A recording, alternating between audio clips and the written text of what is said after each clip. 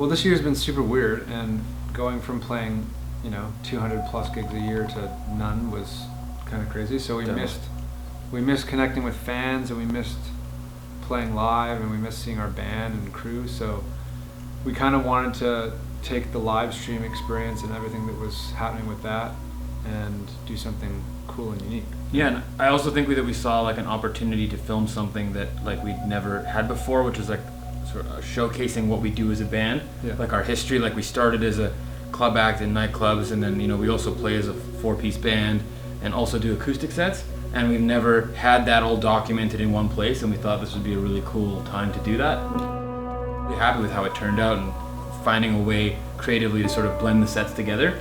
That was really fun to sort of rehearse and put together and then actually do on the tower. And just to play because we love playing.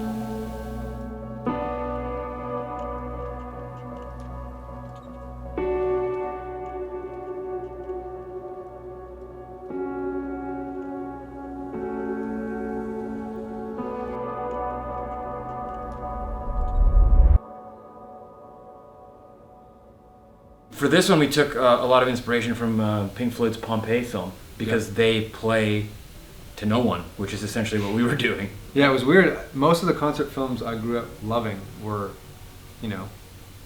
live band shows. So it was definitely weird to sort of try and plan it to do something cool with no crowd. Yeah, because a lot of the stuff is like you watch a song, like we both love the Rage Against the Machine DVD, like we both watched that tons from Live from the Olympia, I think, and like hearing your favorite songs and the crowd just go nuts and seeing the crowd reaction, that's kind of what makes the live concerts or live tracks cool. Yeah. And I think Pink Floyd did a really good job of sort of showcasing like the magic of what it's like to just be under the spotlight. And I like that you can see all the wires and you see the road cases and you see how kind of raw it is. And they did it in the daylight, and so a lot of the stuff that we did, our aesthetic is kind of raw, sort of like that, and we wanted to be able to showcase sort of like wires and what everything looks like. So we took a lot of inspiration from that, and then kind of doing it on this tower. I think they did it in Pompeii, but for us it kind of felt like us calling out to like the void in a world where there's no audience. So I think that was the biggest inspiration film-wise.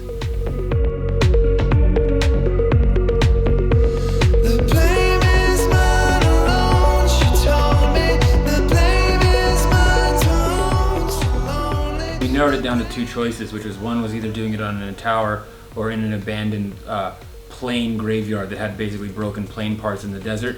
And we found out that the plane yard had very dangerous rattlesnakes that tended to chase people, and that the tower you could potentially fall to your death. So we thought that we'd take the lesser of those two evils because the snakes sounded much scarier.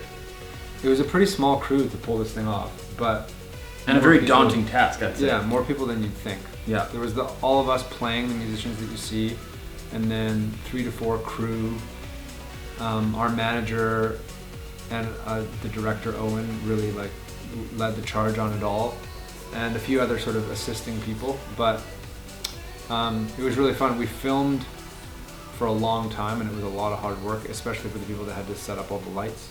Yeah. So, our hands were raw by the end from climbing up and down the ladder, but hats off to the people that did the hardest work of all.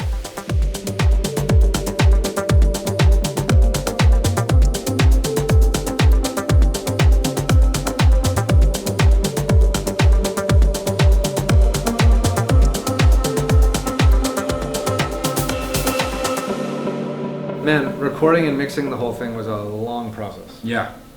It was, we did a lot of takes, and we did a lot of rehearsal beforehand with the band, and we recorded all the rehearsals and listened back to them so we could make sure that we were super tight, because we knew we only had one shot to get it, really. Yeah. There's a lot of stems because it's like 3 different sets. So you have like 2 piano mics and the mics down for the, the guitars, the piano set and the vocals, and then you had like the whole band setup, which I think is like 30 channels or something like that, and then the club setup. So it was just, there was a lot of audio tracks. In the end, we're super happy with how we played, we're super happy with how it turned out, and it was a lot of work, but like very satisfying when it was all put together.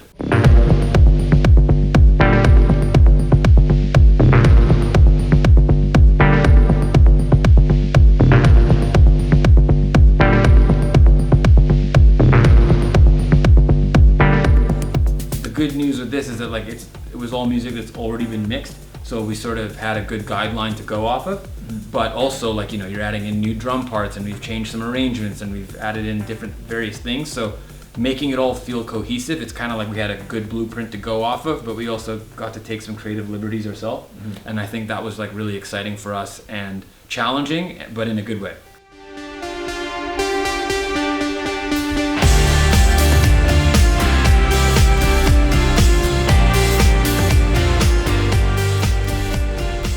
There was a connection that you and I had and that we had with the band, and it was kind of like this, us really desiring, for lack of a better word, to create something to connect with people. So I hope people feel that they connect with the performance that we put on this tower, even though it's isolated, and that the music and the way that it flows together tells a story that people love to listen to from start to finish, because that's kind of like, we put a lot of time and effort into designing how the set would flow.